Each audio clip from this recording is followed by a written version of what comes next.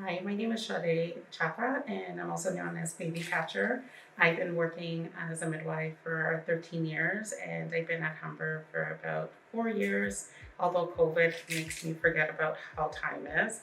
I really enjoy working at Humber. I really enjoy that I have an opportunity to provide care to the community at a place where there's a lot of technology, a lot of resources, and people can get the best care that they deserve. I think that the Black community is suffering from many years and generational scars and issues of abuse, racism, discrimination, stolen land, stolen history.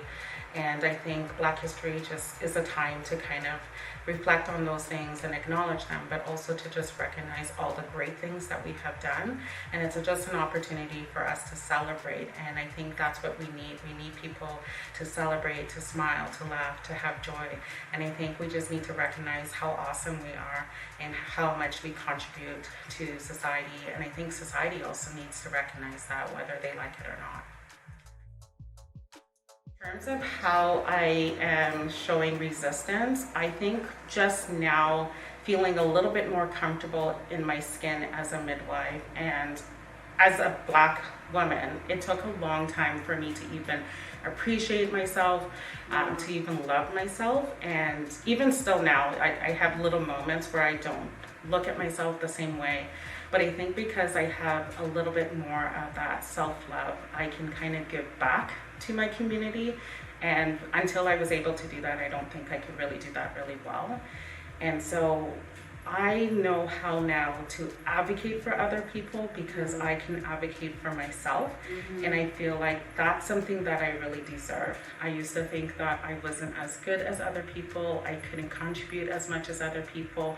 And that's just because society has told us for so many years and continues to tell us that we can't do anything, that we won't strive, we will never be the best, that we're animalistic. And so it's just kind of breaking those boundaries and breaking those kind of generational kind of stereotypes that have kind of been construed and continue to just be portrayed into our minds and play into our lives.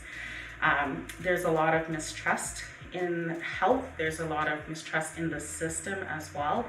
And I think as a midwife, I am bridging that gap. I can help to bridge that gap.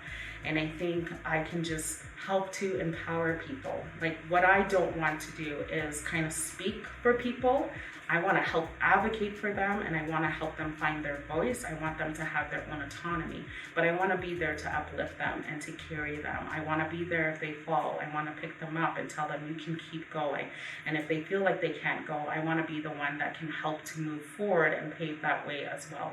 And I feel like being a midwife, being a Black woman, being a Black individual, I can do that a lot more now, and I want to continue to do that. And that's how I'm trying to fight with resistance.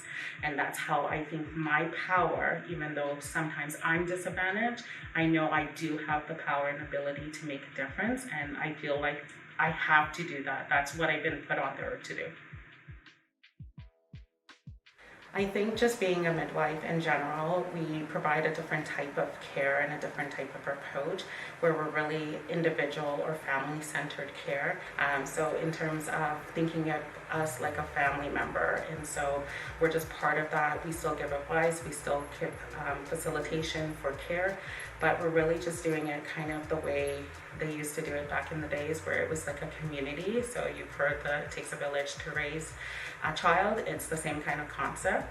And I think just being a Black midwife, I see the importance a lot more now. It took a lot of years to kind of figure these things out, but I do see the importance of, just kind of protecting the clients that we serve and just kind of uplifting the clients we serve, giving them knowledge, sharing knowledge, but I'm also learning from them as well.